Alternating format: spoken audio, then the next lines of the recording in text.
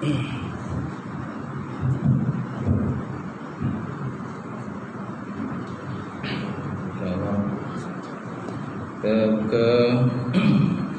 tazkirah kita pada hari ini dengan bersama-sama membaca doa. Ila hadratin Nabi Muhammad Mustafa sallallahu alaihi wasallam wala ikram ashabika syukrul Fatihah. A'udzu billahi minasyaitonir rajim. Bismillahirrahmanirrahim. Alhamdulillahirabbil alamin arrahmanir rahim maliki yaumiddin. Iyyaka na'budu wa iyyaka nasta'in.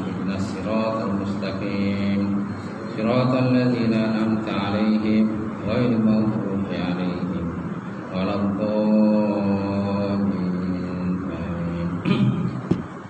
Assalamualaikum warahmatullahi taala wabarakatuh. Alhamdulillah wahdah sallallahu alaihi wa nasara 'abdah wa 'azza jundah wa 'azama al-ahzab wa wahdah. Asyhadu an la ilaha illallah wahdahu la syarika lah wa asyhadu anna Muhammadan 'abduhu wa rasuluh. Allahumma shalli wa sallim ala sayyidina wa nabiyina wa habibina wa maulana Muhammad imamil muttaqin wa qadil mujahidin wa ala alihi wa sahbihi ajma'in. Umat bismillahkan Tuan Imam, Tuan Bilal, kemudian pengurusi masjid dan kawas masjid, Tuan Haji, sidang jemaah muslimin yang dirahmati Allah Subhanahu wa taala.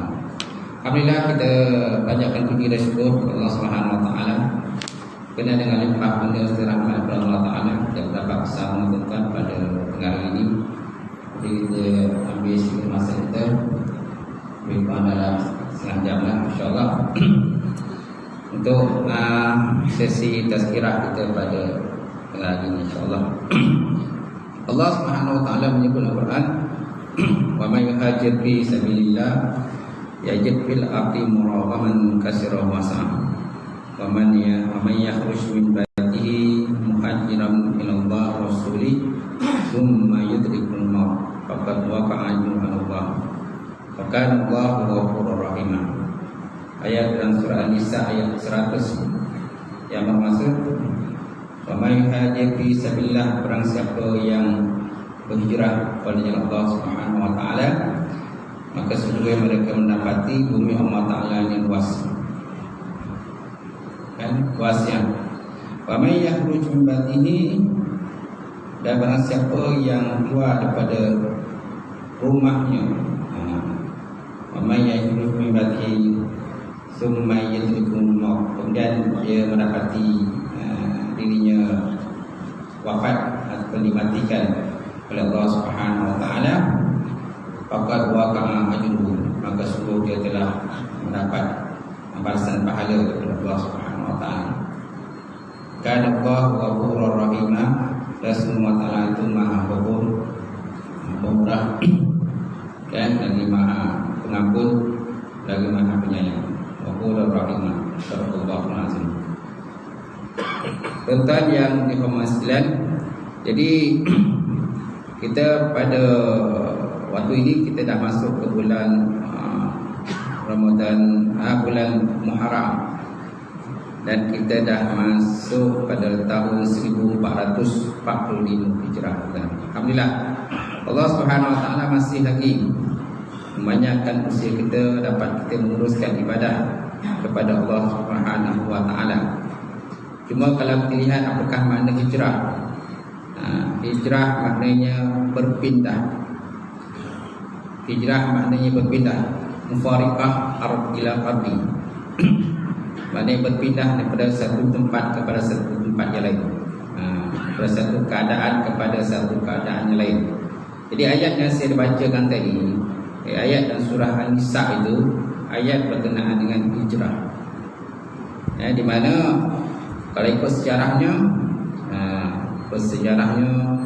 di mana Allah Subhanahu wa taala telah merintahkan baginda Rasulullah sallallahu alaihi wasallam bersama dengan para sahabat berhijrah. Kenapa? Kerana antara sebab faktornya ialah kesukaran, kepayahan, kohmah, demoralisasi dan sebagainya, ancaman bunuh dan sebagainya yang dikenakan kepada umat Muhammad. Itulah para sahabat radhiyallahu ta'ala anhum. Jadi Allah Ta'ala sebut dalam tu, wa may yuhajir fi sabilillah yajid fil ardi muragaman katsirah wa sa'am.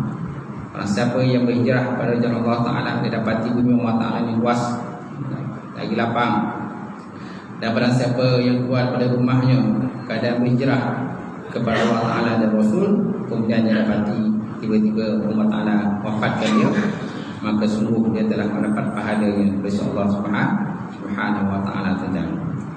So hijrah ini terbagi pada dua, kata para ulama lah. Hijrah terbagi pada dua. Yang pertama maknawiyah. Yang pertama maknawi, yang kedua hissi. Mana hijrah daripada segi maknawi, yang kedua hijrah daripada segi hissi.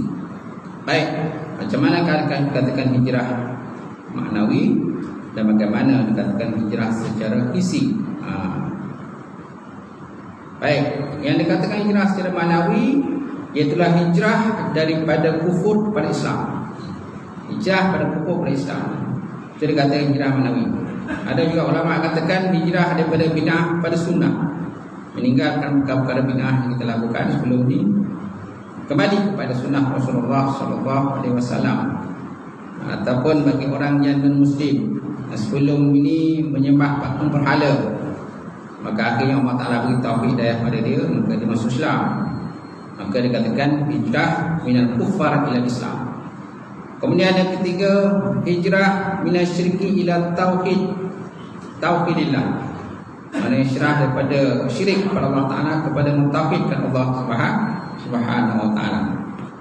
Kalau sebelum ni ada perkara-perkara yang kesamaran berkenaan dengan ketuhanan, tak jelas berkenaan sifat 20 dan sebagainya, dan apa-apa perkara yang berkenaan dengan akidah Islam, jadi dia hijrah. Hijrah ni bukan hanya untuk diam macam tu je, kenalah pergi belajar, pergi mengaji, pergi guru dan sebagainya, supaya dapat menghilangkan berkenaan dengan benda-benda yang kesamaran, tak selesai dalam akidah dan juga pemikiran mereka. Itulah dikatakan minasyirki ila tauhidillah, daripada syirik kepada mentauhidkan Allah Subhanahu wa Ta'ala. Kemudian yang keempat, minal maksiyah ila ta'ah, daripada maksiat kepada ketaatan kepada Allah Subhanahu wa Ta'ala. Kan banyak di kalangan manusia ni yang lalai, dari disebabkan syaitan, dunia dan sebagainya kan. Disebab itu pegangan akidah tidak kuat, kan. Banyak yang terjerumus dalam dosa dan juga maksiat kepada Allah Subhanahu wa Ta'ala. Banyak daripada kita yang meninggalkan solat, meninggalkan semayang, ataupun buat semayang cincai-cincai je. Nak bila time ada mood buat solat, tak ada mood tak ada nak solat. Itu juga dalam puasa dan sebagainya. Bab zakat, apa sajalah kewajipan-kewajipan yang diperintahkan Allah Subhanahu wa Ta'ala kepada dia, ataupun contohnya memutuskan hubungan silaturahim, ataupun tidak nak hadir ke rumah Allah Subhanahu wa Ta'ala, tak nak mahu mengimarahkan Allah Subhanahu wa Ta'ala, sedangkan Allah Ta'ala perintah untuk supaya kita mengimarahkan solat, selalu solat berjemaah dan sebagainya, sebagaimana Allah Ta'ala menyebut dalam Quran, yang maksudnya bahawa innama ya'muru masajidallah man amana billahi wal yawmil akhir. Sesungguhnya orang-orang yang memakmurkan rumah-rumah Allah Subhanahu wa Ta'ala itulah orang yang beriman kepada Allah dan juga hari akhirat tuan. So digalakkan kita disuruhkan selalu mengibarahkan Allah Subhanahu wa Ta'ala. Itu dia katakan tadi, makna hijrah daripada maksud kepada ketaatan kepada Allah Ta'ala, daripada akhlak yang tidak baik kepada akhlak yang baik, dan sebagainya lah. Sesuai dengan hadis Rasulullah SAW, bahwasanya Nabi SAW ditanya, qila li Nabi SAW al-hijratu afdal, mana ayu hijratul afdal, mana hijrah paling baik? Maka jawapan Rasulullah SAW, man hajara ma haramallah, barang siapa yang meninggalkan perkara-perkara yang diharamkan oleh Allah Subhanahu wa Ta'ala, itu dikatakan hijrah. Dan juga Nabi SAW pernah bersabda, al-muslimun man salima al-muslimun min lisanihi wa yadihi, wa muhajir man hajara mana Allah anhu. Orang muslim itulah orang yang sejahtera lah orang muslim yang lain daripada perbuatan lidah dan juga tangannya. Perbuatan lidah dan juga tangannya. Wal muhajir, orang berhijrah, man hajara mana Allah anhu, orang-orang yang meninggalkan perkara-perkara yang ditegah oleh Allah Subhanahu wa ta'ala. Dalam hadis ini Nabi Muhammad SAW dia menyebut min lisanihi wa yadihi, daripada lidahnya dan daripada tangannya. Orang Islam itulah orang yang sejahtera orang lain daripada perbuatan lidahnya dan juga tangannya. Kenapa Nabi sebut lidah dengan tangan? Kerana peranan lidah dan tangan besar, kan? Lidah, tangan besar. Lidah juga yang orang kata caci maki orang, mengumpat, mengatur orang dan sebagainya. Lidah juga menyebabkan berlakunya hasad dengki dan sebagainya. Lidah juga kadang-kadang menipu orang lain, kata munafik dan sebagainya. Lidahlah. Kemudian wayadi dan tangan. Tangan juga memainkan peranan. Zaman sekarang ni tangan memainkan peranan. Jari-jari memainkan peranan. Orang kadang-kadang dia tak cakap, tapi dia menulis. Menulis kata-kataan yang boleh menyinggung hati dan juga perasaan orang lain, mengurus hati perasaan orang lain dan sebagainya. Itu sebabnya Rasulullah SAW ingatkan kita, orang muslim itu orang yang sejahtera lah tangannya, lidahnya daripada perbuatannya.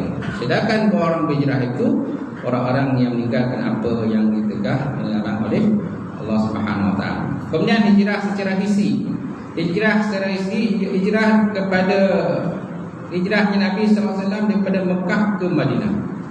Mekah ke Madinah kan. Jadi sudah berlaku 2 kali. Pertama hijrah daripada Mekah ke Habsyah.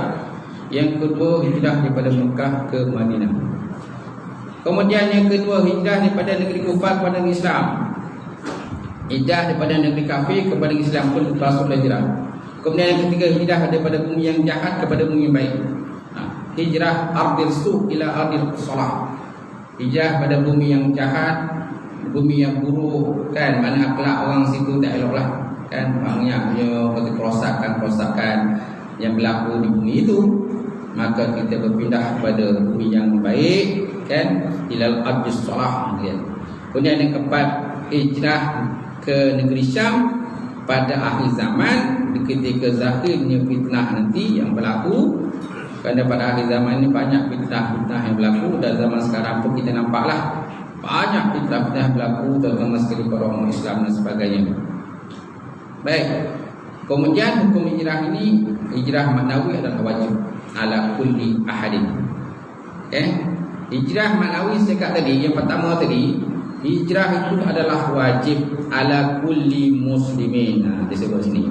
Mana pada setiap Islam, wajib. Mana hijrah daripada kufar kepada Islam, hijrah daripada bid'ah kepada sunnah, hijrah daripada syirik kepada tauhid, dan hijrah kepada maksiat kepada ketaatan kepada Allah Subhanahu wa ta'ala. Itu berkenaan hijrah.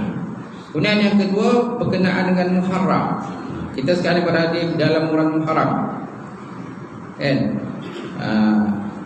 Kalau Allah Ta'ala berkenaan dengan kelebihan Muharram ini, Allah Ta'ala menyebut dalam Quran, inna iddatash syuhur indallahi 12 syahran fi kitabillah yauma khalaqas samawati wal ard minha arba'atu hurum zalika dinul qayyim fala tazlimuna fihinna anfusakum.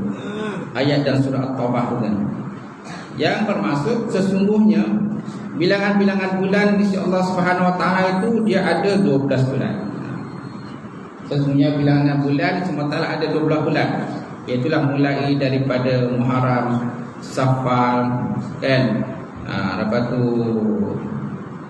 Jamil awal, Jamil akhir, kan, Rabiul awal dan sebagainya, sampailah kepada Zulkaidah dan Dzulhijjah. Dan di situ menyatakan kita bahawa bulan Islam ni ada 12 bulan yang disebut fi kitabillah, dalam kitab Allah Subhanahu wa ta'ala. Allah Ta'ala menjadikan langit dan bumi setengah daripada bulan-bulan tadi terdapatnya 4 bulan haram. Terdapat 4 bulan haram, iaitulah Zulkaidah, Zulhijjah, Muharram dan juga Rejab. Muharram dan juga Rejab. So ada 4 bulan ini dikatakan bulan haram.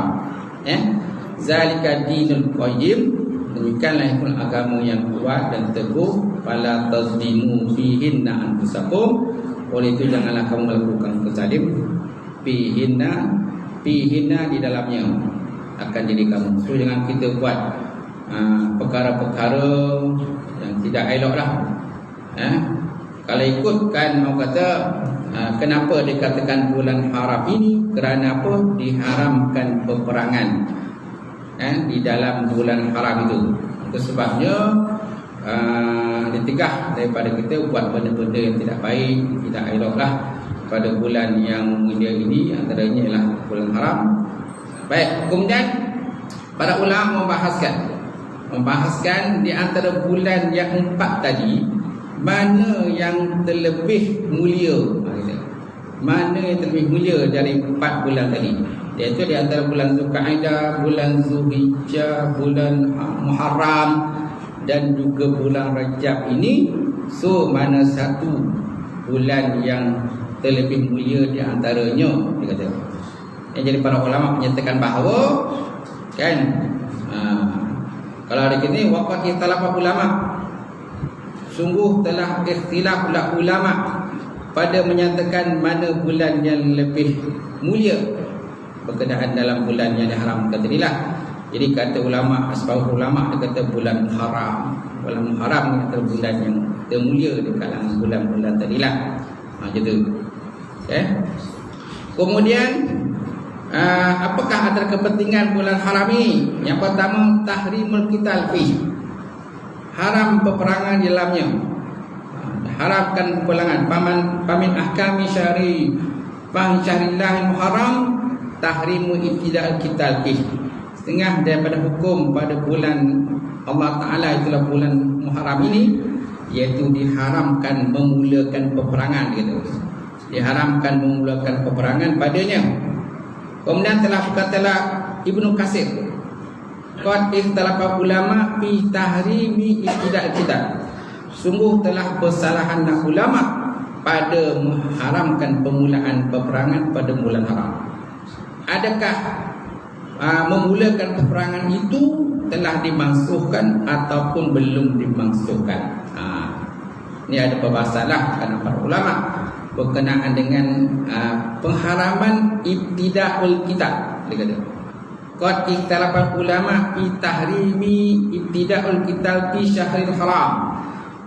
Sungguh telah ikhtilaf ulama, berselasa ulama berkenaan pengharaman pemulaan peperangan pada bulan haram. Pada bulan haram, adakah dia punya hukum itu telah dimansuhkan ataupun belum dimasukkan? Salah satu daripadanya, dia ada 2 kaul, dia kata salah satu daripadanya wahwa asyhur, dan dia punya pendapat yang masyhur, annahu mansukh, sesungguhnya hukumnya telah pun dimansuhkan. Hukumnya telah dimansuhkan. Kenapa? Kerana Allah SWT telah berfirman, fala tazlimu fihinna anfusakum, janganlah kamu melakukan kezaliman bihi dalamnya akan diri kamu. Sedangkan perintah berperang masih ada diri dia. Semua tak boleh buat zalim je. Tak boleh buat zalim dalam perang, tak boleh buat zalim. Tapi peperangan tu masih lagi boleh jalankan. Okey, itu yang pertama. Yang kedua, kaul yang kedua dia kata inna ibtida'al qital fi syahril haram haram. Sesungguhnya pemulaan peperangan pada bulan haram itu ialah hukum haram. Wa annahu lam yansah tahrimu syahril haram, kerana sesungguhnya tidak dinasahkan, tidak dimansuhkan akan pengharaman peperangan pada bulan haram, dia kata. Jadi mana hukumnya tak dimasukkan, semaknanya masih lagi bolehlah. Macam tu. Sesungguhnya tidak kita yang haram. Sesungguhnya permulaan pemulaan peperangan pada bulan haram itu hukum haram. Cuma dia kata yang tak dimasukkan itulah pengharaman peperangan pada bulan haram, itu saja. Sedangkan kata permulaan peperangan tu yang jadi haram. Nak mulakan tu, dia kata nak mulakan tu yang haram. Sedangkan kalau dah mula, terus dah berlakulah peperangan tadi. Itu disebutlah dalam sebahagian daripada kata-kata dari pandangan ulama. Baik. Kemudian dalam bulan haram juga ada satu hari dikatakan hari Ashura. Ada satu hari dikatakan sebagai hari Ashura, iaitulah hari pada 10 Muharram. Baik. Kalau dilihat kepada kelebihan hari Ashura ini, kenapa dinamakan hari Ashura? Ashura iaitulah yaumul ladzi anjallahu ta'ala fihi Musa wa qaumahu wa aghraqa Fir'aun wa qaumahu fasamahu Musa syukran summa samahu Nabi sallallahu alaihi wa ala alihi wa sahbihi wasallam. Ashura ialah hari yang Allah Ta'ala melepaskan Nabi Musa alaihi wasallam dan juga kaumnya daripada Fir'aun. Dan Allah Ta'ala telah mengkaramkan Fir'aun dan bersama dengan pengikutnya, bala tenteranya dalam laut. Jadi lalu maka berpuasalah, kan, kerana mengenangkan apa yang telah berlaku pada Musa. Jadi Allah Subhanahu Wa Ta'ala telah menyelamatkan Musa. Ada satu hadis menyatakan kepada kita bahawa kita tak kala Nabi masuk ke Madinah, qadima Rasulullah sallallahu alaihi wasallam ke Madinah. Satu hari Nabi masuk ke Madinah, wajada Yahud yasumu yaum Ashura. Lalu Nabi mendapati bahawa orang-orang Yahudi mereka itu berpuasa pada Ashura. Fasu ila anzalika, maka Nabi pun bertanya kepada mereka, kan, kenapa kamu berpuasa pada hari ini? Faqalu, lalu mereka berkata, haza yaumul ladzi asrabahu bi Musa wa bani Israil ala Fir'aun. Hari ini ialah hari yang Allah Ta'ala telah menzahirkan ataupun memenangkan akan Nabi Musa alaihissalam dan juga Bani Israel daripada Fir'aun. Wa nahnu nasumahu ta'ziman lahu, maka kami pun berpuasa untuk membesarkan akan hari tersebut. Jadi maka apa yang dikomen oleh Rasulullah sallallahu alaihi wasallam, maka Nabi pun bersabda, nahnu aula bi Musa minkum fa amara bi siyamihi. Kami lah yang sepatutnya terlebih aula untuk memuliakan Musa. Lalu Nabi pun merintahkan umat Islam untuk berpuasa. Ada pula satu riwayat menyatakan bahawa sebelum Nabi Muhammad SAW berhijrah pada Mekah Madinah, orang-orang Quraisy, orang-orang kafir Mekah, sebenarnya mereka pun ada berpuasa pada 10 Muharram ini. Mereka ada mengerjakan puasa, tapi masa itu belum dikatakan Muharram lah. Tapi mereka ada berpuasa masa tersebut. Tapi Nabi tak tanya kepada kaum Fir'aun, kaum Quraisy, kenapa kamu berpuasa? Nabi pun ikut juga berpuasa. Tapi Nabi tak tanya kepada orang Quraisy ini, kenapa kamu berpuasa? Jadi Nabi berpuasa, tapi Nabi tak adalah mengarah orang lain berpuasa. Kemudian bila Nabi datang ataupun sampai ke Madinah, maka Nabi pun tengok orang Yahudi pun puasa juga, kata. Maka Nabi Muhammad pun tanyalah, kenapa kamu puasa?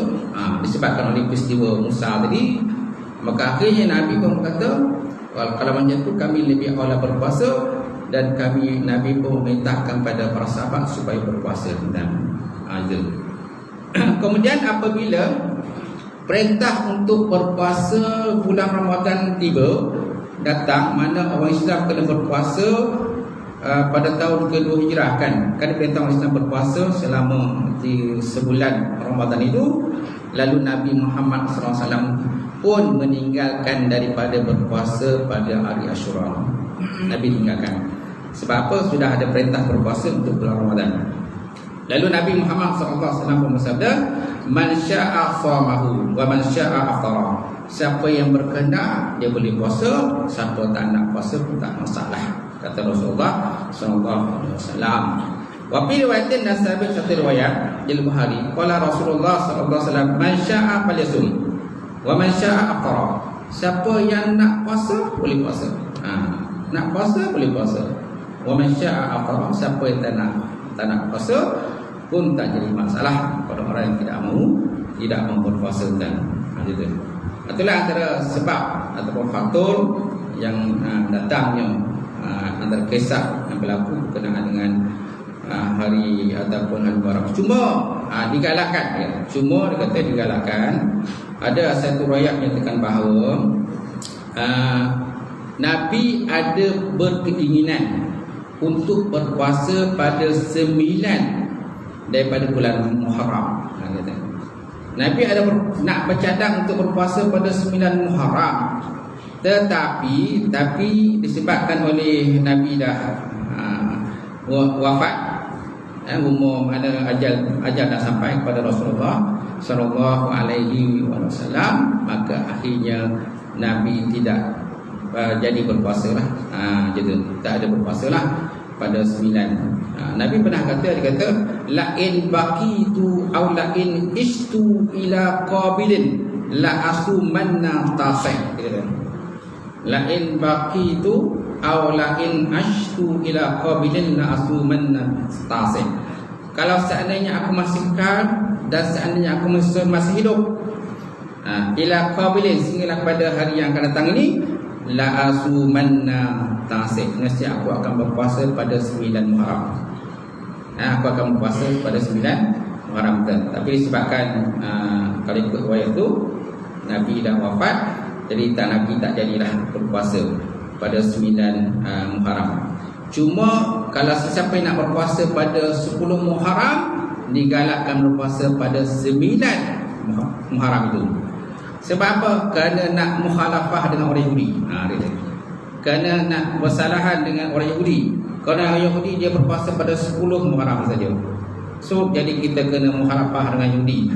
Kan sama juga contohnya dalam bab puasa Ramadan kan kita digalakkan bersahur. Kenapa kita kena bersahur? Kerana mukhalafah al-Yahud, kerana nak bersalahan dengan Yahudi. Kerana Yahudi mereka berpuasa tetapi mereka tidak bersahur.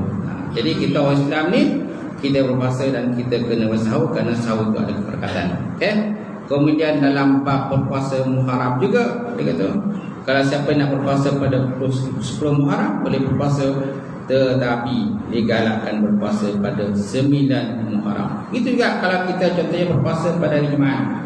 Kalau kita puasa pada hari Jumaat, tak digalakkan berpuasa secara munfarid terasing, tetapi kita kena berpuasa dengan hari Khamis ataupun hari Sabtu. Kena gabungkan Khamis dengan Sabtu lah. Jadi terus itu memang ada nyatakan itu supaya kita ada perbezaan lah dengan orang-orang Yahudi itu kan. Okey. Alright. Saya rasa cukup dah tuan perbincangan kita kan, sedikit taswirah ringkas yang didapat disampaikan berkenaan dengan Zulhijjah dan juga Muharram. Mudah-mudahan dengan apa yang kita bincangkan pada tengah hari insya-Allah akan sikit sebanyak dapat menambahkan ilmu kita, meningkatkan keimanan dan juga ketakwaan kita kepada Allah Subhanahu wa taala. Wallahu a'lam bissawab. A'udzubillahi minasyaitonir rajim. Bismillahirrahmanirrahim. Alhamdulillahirabbil alamin. Wassalatu wassalamu ala asyrafil mursalin wa ala alihi wa sahbihi ajma'in. Allahumma zidna 'ilman nafi'a wa yaqinan shadiqan wa amalan mutaqabbala wa rizqan halalan mubarakatan katsira wa asyan nabata alim. Nawalana qulubana bi nuri ma'rifatika wa fahmana ma'arifin. Allahumma waffaqna bidin, Allahumma waffaqna bidin. Allahumma ja'al hadza jam'al marhuma wa tafarraqna min ba'dihi tafarraqan maksuma. Rabbana tah bainana wa baina qaumina bil haqq wa antal qadim. Rabbana faghfir lana dhunubana wa qina 'anna sayyi'atina wa tawaffana ma'al abrar. Rabbana atina fid dunya hasanah wa fil akhirati hasanah wa qina 'adzabannar. Subhana rabbika rabbil izzati amma yasifun wa salamun alal mursalin. Alhamdulillahi rabbil alamin.